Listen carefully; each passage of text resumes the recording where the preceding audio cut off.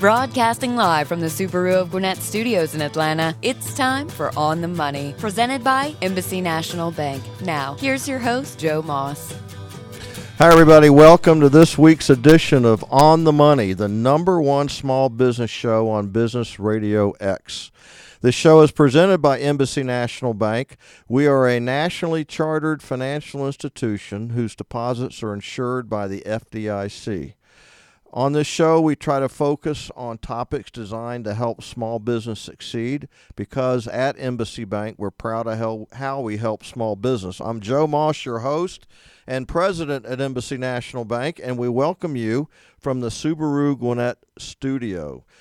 Today, we're going to talk about a very interesting topic. And as I say, this is right on the money given where we are in today's world. We're going to talk about the cloud. And to do that, we've got Olivia Rose Jenkins. Hi, Olivia. How are you? Hi, Joe. I'm doing great. How are you? Who is founder and CEO of QloudSecure, QloudSecure.com. And we're going to talk about her background. QloudSecure is a new company, so we'll probably spend a little time on why you decided to start it and some of the thought that you went through. But mostly we're going to be talking about the cloud and its impact on small business. Sounds great. Glad to have you. So give us a little bit of background.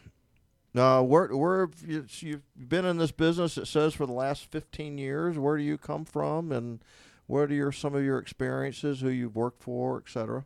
Well, my roots have been traditionally in marketing. And then I started working for Internet Security Systems, ISS, right here in our backyard in Atlanta. They were founded out of Georgia Tech. Is that correct? Yes, by Chris Klaus. Okay. Tom Noonan was the CEO. And I worked for them in 2002. Just got the security bug. I just loved it. I just love the idea of just helping companies find gaps and figuring out interesting ways to close the gaps and the whole constant battle between, for lack of a better term, good versus bad. And of course, I'm on the good guy's side. And then I worked for them for about 5.5 years, and I went into consulting. So my focus there was payment card industry, PCI, helping companies find where all that credit card data is, and helping them remediate and meet PCI requirements that were set forth by the credit card brands and also managed by the PCI Council. So I went to all these different types of companies, nationwide, even global at times, and it was just a great experience. But I wanted to go to something smaller when we were bought out by IBM. So I went to a company based in Omaha. I still stayed here in Atlanta area, called Solutionary. They were bought out by NTT Data. NTT, a couple of years ago. And there I kept on in consulting and really just enjoyed my time, branched out into medical data protection, helping organizations of all sizes basically safeguard themselves against risk. And there I kind of just rose through the ranks, and I left there after about 7 years, worked for a company local to Alpharetta, Georgia, called Control Scan. I was there for about a year and a quarter. I ran their security consulting services group. So all the cool stuff like penetration testing, that's the hacking into the networks and the environment. Worst nightmare. That's correct. But you got to be good at this business. Don't you have to think like a crook? Yes, which is what's great about it. Yeah. It's fun. And some of the people you work specifically at ISS, which is a great Atlanta success story, by the way, they were masterminds at this stuff, weren't they? The techie guys. Absolutely. Well, there are masterminds everywhere. I've worked with many, many, many masterminds who can hack into anything from anywhere. At any kind of trade show you go to, you would find these guys just for fun because they were bored trying to hack into the free internet stations that they have on the show floor. That's what they do. Brilliant. Should we all be worried about this hacking thing? Well, you've got the good hackers and the bad hackers. You got to draw a big distinction between the two. The good hackers will help you find out where your weaknesses and vulnerabilities are so you can close them and protect yourself against hackers. Then you've got a lot of hackers who are working for the side of not so good, for evil intentions of theft or causing problems or espionage or just trying to get into your heads or causing issues, trying to bring your website down, stealing your data. There's many reasons and purposes for it. It can be as bad as just having evil intent, not trying to steal anything, just trying to take you down. They can do it for fun. They could do it from their college dorm room. Absolutely. Your teenage son in the basement. That's the scary part. You see some of these shows and they find the hacker and it's a little 12-year-old in the basement. Yeah. Different countries as well. Yeah, now tell us about the cloud. For all of us laymen or lay people out there, what is the cloud? When we hear the cloud, what does that mean? So to the general layman, what you have to know about the cloud is there are three main groups or types of cloud. And cloud, in a nutshell, I'm going to break it down really simply here. It basically means using another company's servers and not your own. Okay. So when you do that, you are sharing space and capacity and speed and all that good stuff, management with other companies. Now you can have your own cloud. It's more expensive, but ideally to get the real benefits of cloud computing, you would share the servers with other companies. That's very simply put. So if I'm a company and I have a server in my office, but then I technically have my own cloud, is that fair? No, because you still have hardware. Okay. You're getting rid of the hardware. Okay. So you're getting rid of all the upfront costs of buying the hardware, buying the server, buying the firewalls, and so forth. You're able to ramp up faster, and you also have somebody else managing it for you. So you reduce a whole bunch of upfront costs and expertise that you need. So one of the biggest things that come out of the cloud computing is that the way that IT staff, as it's traditionally known, instead of driving down the street to the data center or going to the server in your server room, instead of having the hands-on management of that, it's now in the hands of a cloud provider who will manage it for you. So the role of the IT staff is changing as well. So the cloud, really a shared server. They're not running. A lot of these companies, they're just providing storage and computing power, but they're not providing software.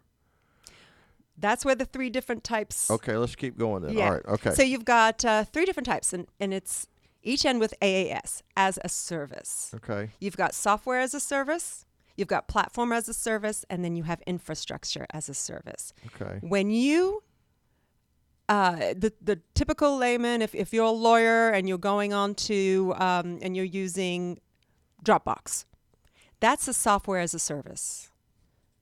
Now they have their own storage capability. Dropbox does. Exactly. Okay.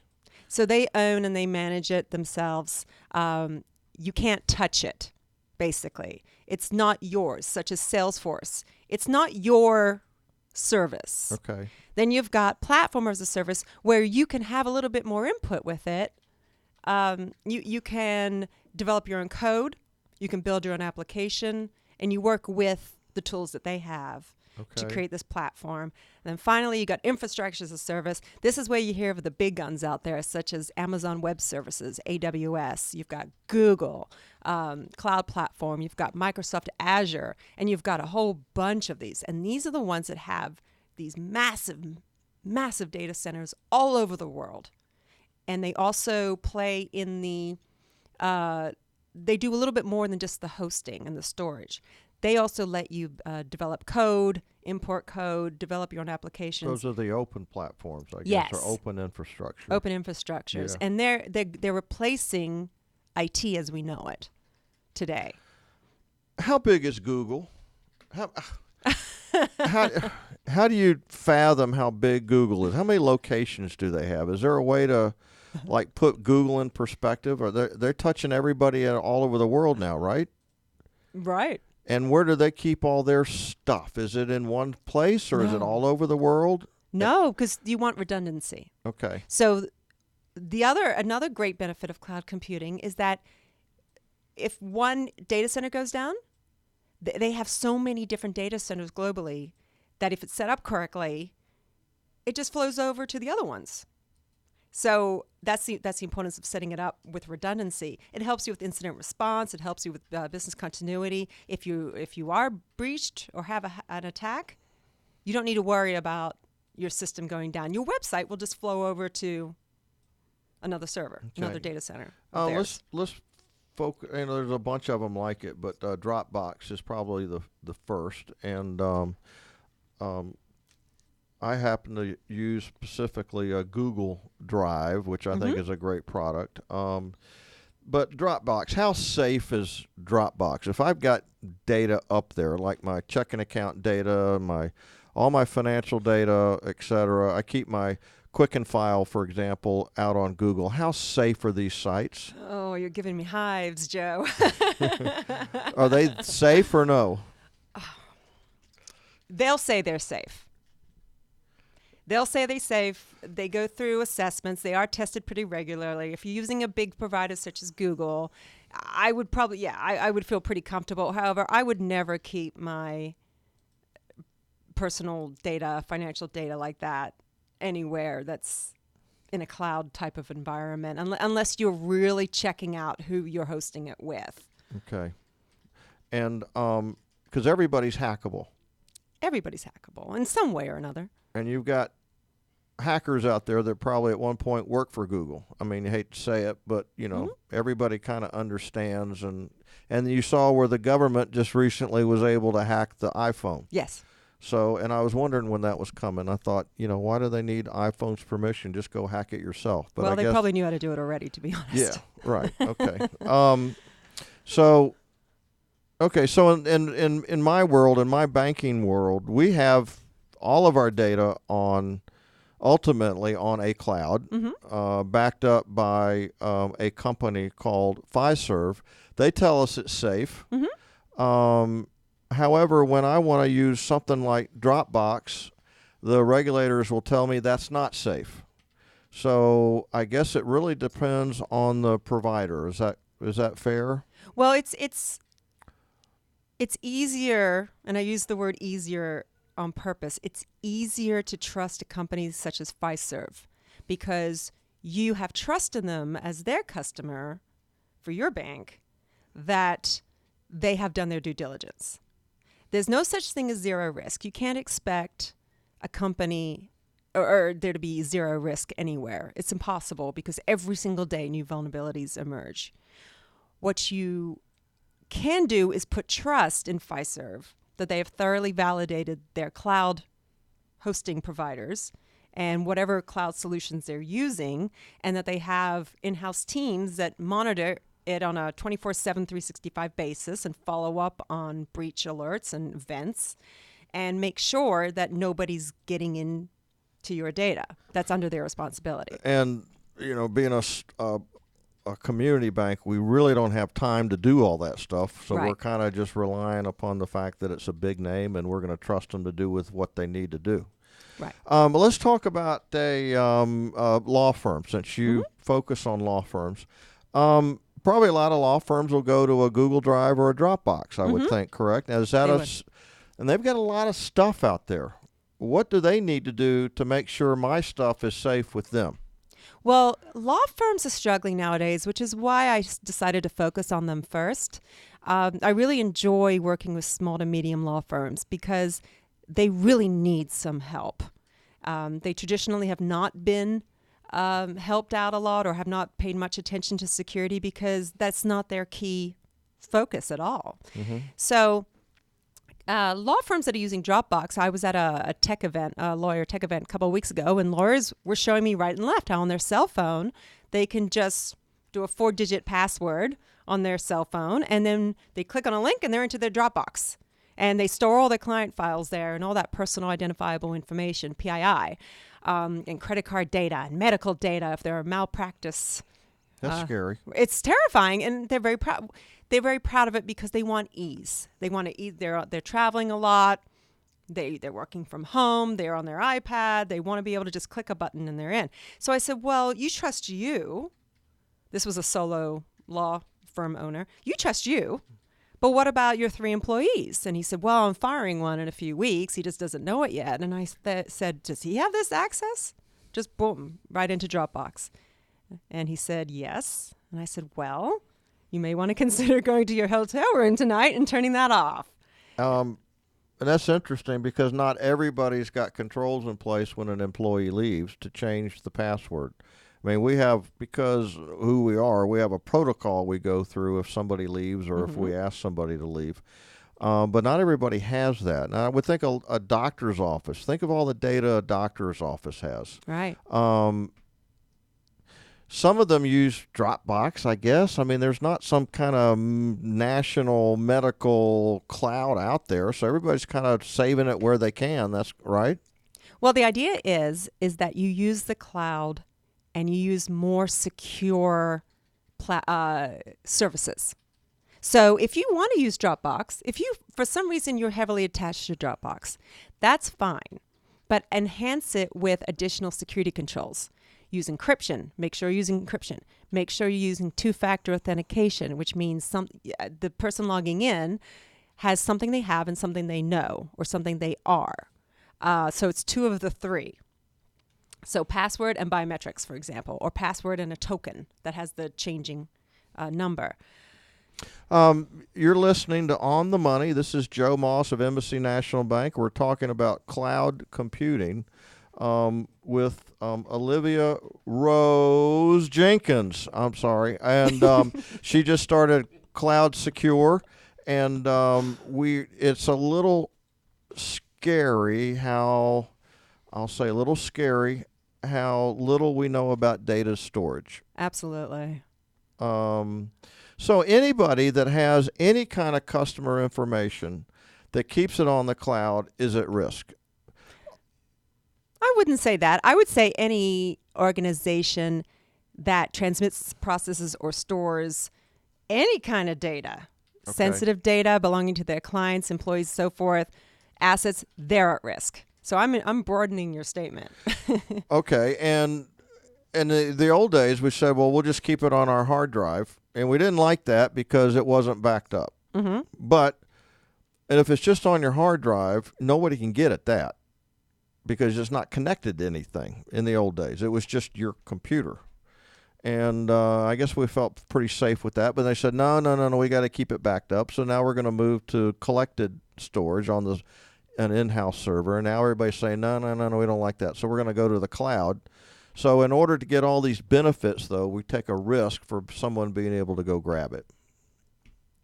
So obviously you believe the economics are such that there's a lot more to be gained by taking care of these efficiencies than worrying about the risk.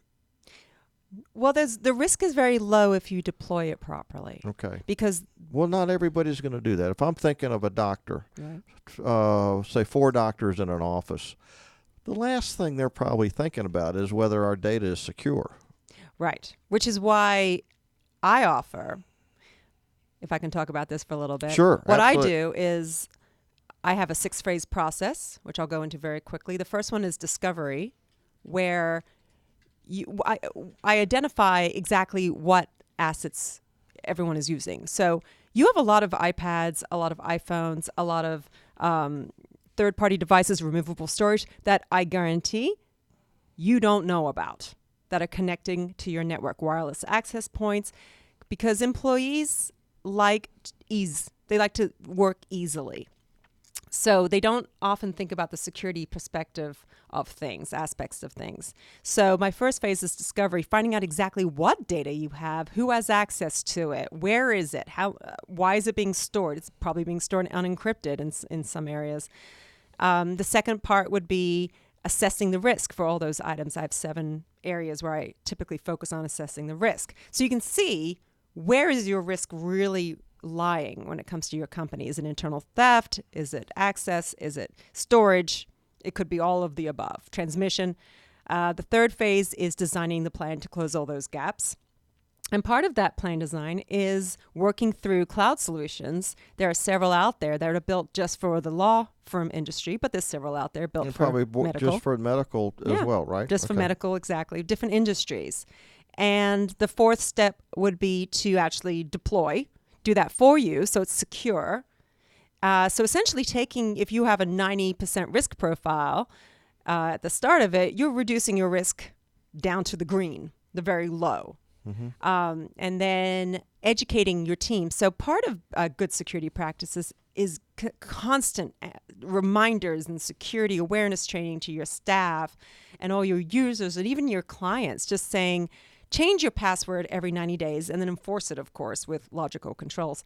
But that's not done often enough. There's a very low across the board security awareness knowledge. And the final step is to manage it going forward. So you need to do a checkup of your access rights. Who has access to what? Do a quick run through of all your hard drives and making sure that nobody's brought in their own wireless access point, because it makes their lives easier. So checking that on a regular basis and just saying, you're still good. Or, you know what? So-and-so should not be connecting from home using their iPad. That's why when our CFO goes to a data security conference, she always comes back and said, that's it. We're going back to green bar ledger paper, pencils, and erasers. Then you got paper storage issues. And someone may grab that. And we got to make sure it's shredded and everything else. Yeah. So let's go back to the doc. Okay, let's pick another one. A hotelier runs a Hampton Inn. He's got customer records.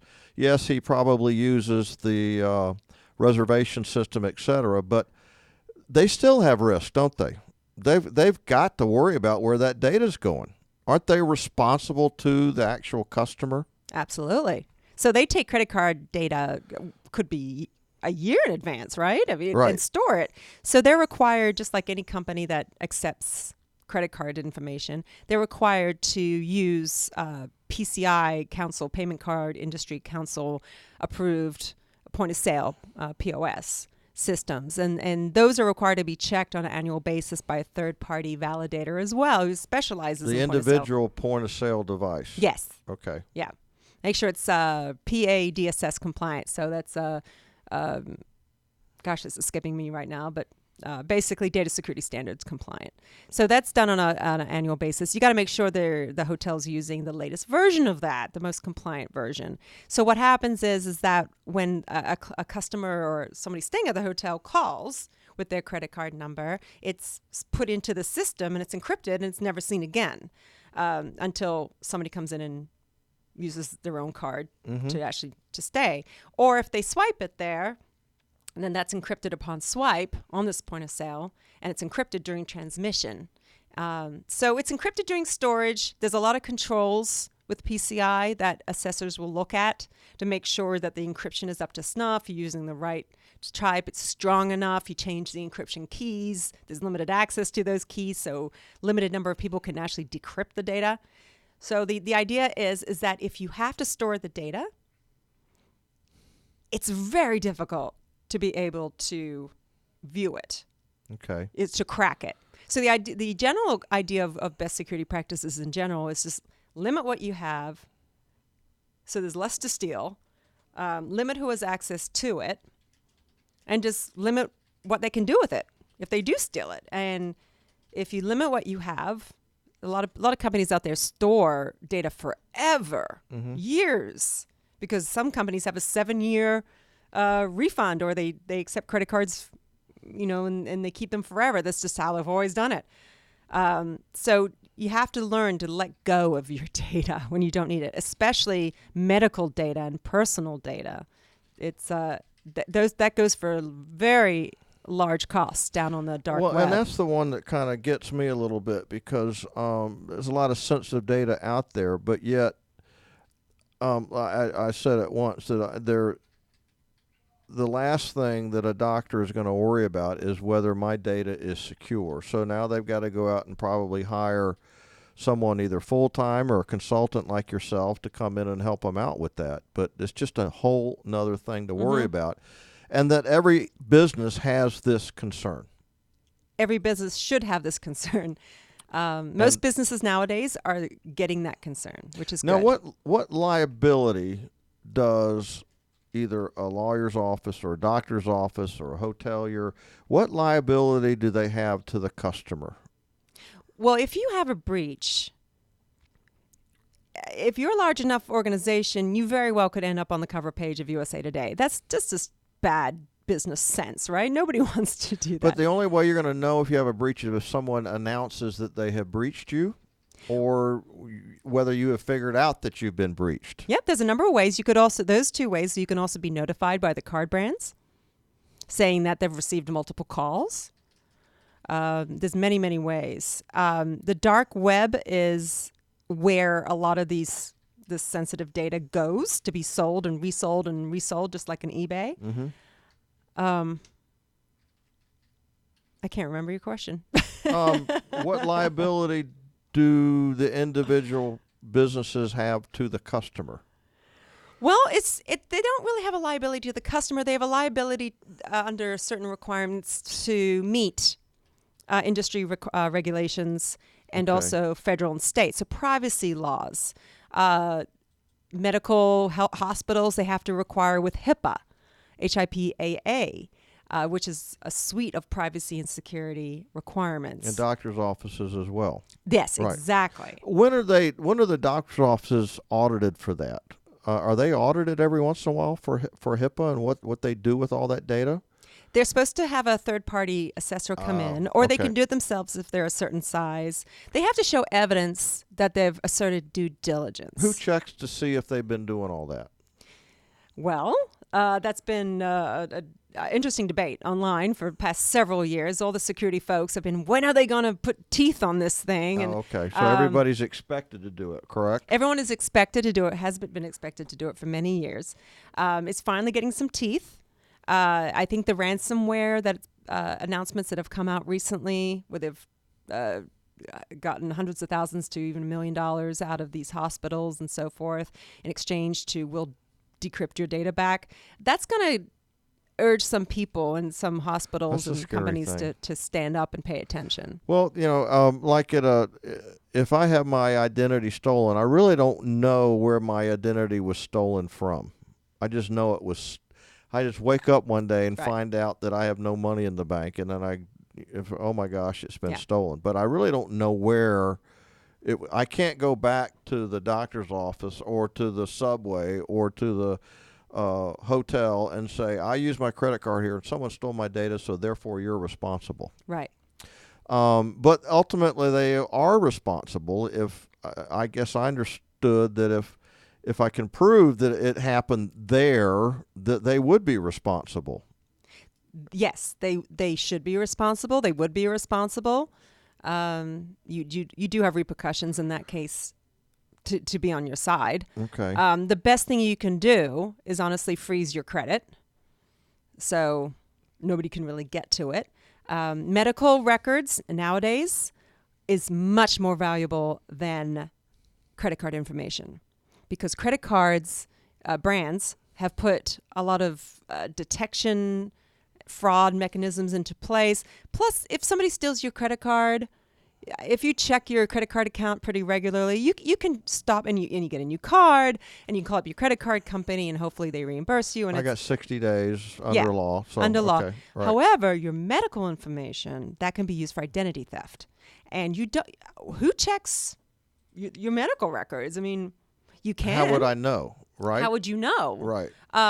You often know if you go buy a new car and you get declined, or you get a notice, or whenever you submit your taxes once a year, you get a notice back saying that somebody's already submitted under this Social Security number. One day my wife got a call from an auto dealer down south of town asking if it was okay if they went ahead and delivered the car. Well, we didn't buy the car. And we called the police office, and no one would help us. Nobody would help us. Nobody wanted to touch it. We don't know who to call. We don't know who to talk to. We get calls like this all day long. We don't know what to do. So, I mean, it's a little scary what goes on. In that case, the dealer should call the FBI, because somebody used fraudulent. Sure. Yeah. So, why if you talk about all the risks, why use the cloud? Because the cloud offers so many benefits to it, and when done right, when you deploy it correctly and use it correctly, it's fairly secure. I won't say it's 100% secure because nothing in security is 100% secure. However, the benefits you get from using the cloud are massive. If you're a small to medium company, you can innovate quicker. You save money. You've reduced costs. You're able to change faster. You can use those systems, those servers for testing. You can properly segregate your testing and your development and your deployment environments properly. So you reduce your own impact. Or if you're a law firm, all you got to do is give everybody a laptop and a Dropbox account, and boom, you're in business. Yeah. You're giving me hives again. Right. Well, and I like the medical thing. For example, I have a portal now at my doctor's office, and I can go in and look at all that stuff. And that's good. I would hate to see if someone got into my portal, but, I think it's fairly secure. But we do trust a lot. We do trust a lot. It wouldn't be that hard to get into your portal because you probably log in with a username and password. I can use my laptop and hack into it right now. Yeah, but you can't steal my password. If you obviously you might know my username, but how would you get my password? There's many ways to get passwords. Okay. There's password cracking. You can buy them online. Easy. You can go online right now and just buy a password cracking tool. The more money you pay. Don't tell me that. Yeah, and the most frequently used, people laugh about it, the most frequently used passwords, honestly, a password or summer 2016 or spring 2016. That's my guys, my pen testers who've ever worked for me used to just laugh all the time about how easy it was to just type in simple passwords and they're in. Should I have a different password for every site? Well, you should. However, that's very difficult to manage. But let me tell you about a great tool, and you can use it for businesses too. There's a lot of them out there. The one I personally like, because it comes highly recommended to me by a guy he's one of the world's experts on password cracking. So he knows his stuff. It's called LastPass. LastPass. Okay.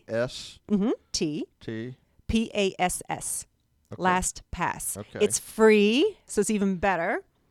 What you do is you download it onto your hard drive, and every time you go to a site and you input your password, it can either generate a new password for you and it remembers it for you, or you can create your own new password for each site, and then it pops up and it just says, do you want me to remember this password for you? And you say yes. And next time you go to that site, you log in through LastPass. Now, can I use that on all my, like at the bank, can I use that on all my peripherals if I'm trying to get into the bank's email and everything like that? You could. It'd be a little more complex to set up if you're Okay. using it on that type of large scale. But you would have to also look at the local access controls for that as well. Okay. This is it's so scary. And you go to the fact that nothing's even safe at home. We talked about this on one show, that you got to have a firewall on and you've got to secure, put up an encryption on your network at home, because people can go down the street and hack into those. Yes. The story in Canada about the police knocked on this older people's door and barged in and tore the house up and said, well, what are you looking for? And they said, well, we're arresting you for kiddie porn. Well, a guy had been sitting out on the front, had been coming by at night and accessing their server from the street. So that's where they thought it was coming from. So how many people out there, just get real simple with our network device at home, have an unencrypted network? Oh. Most? I mean, when I look at available networks, most of them are not secure. Yeah, and then you hope that they have a password once you actually get onto their wireless. I think it's easier nowadays to encrypt it. I definitely would. If anybody listening to this show, I would definitely check it.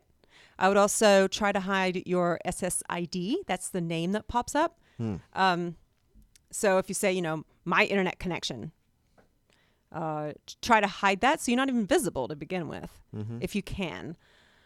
But I would definitely just check and definitely look at what you're using to access websites on your computer. Make sure you do have a personal firewall enabled on your computer. It's free. Make sure you have antivirus enabled. You can get free ones out there, or you can buy one like Symantec. Make sure you're not downloading crazy stuff, and just do not click on spam. Do not click on the link. Don't fall for spam. It's the easiest way. We get tested like that all the time at the bank. I failed the last test, by the way. Oh. Which I was reminded about in the board meeting last week, but that's okay. Good to know. But as a business, if you're running a wireless network in your business, you really need to separate that out from what you may let the consumer use while they're in the lobby than what you're using behind the desk, correct? You should segment it out. Yes. I mean, if you look at TJ Maxx, the whole TJX breach that was years ago, that all came from unencrypted wireless. Somebody is sitting in the parking lots and just hacked into and stole hundreds of thousands of credit cards. Just got into so the they had sale. one wireless for the consumer plus for the inside the office as well. Everybody was hooked through the same wireless. It was all integrated.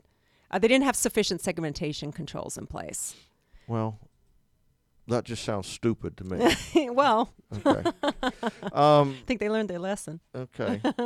Well, tell you what, we're at the end here, but it's been a interesting conversation. We probably need to do this again.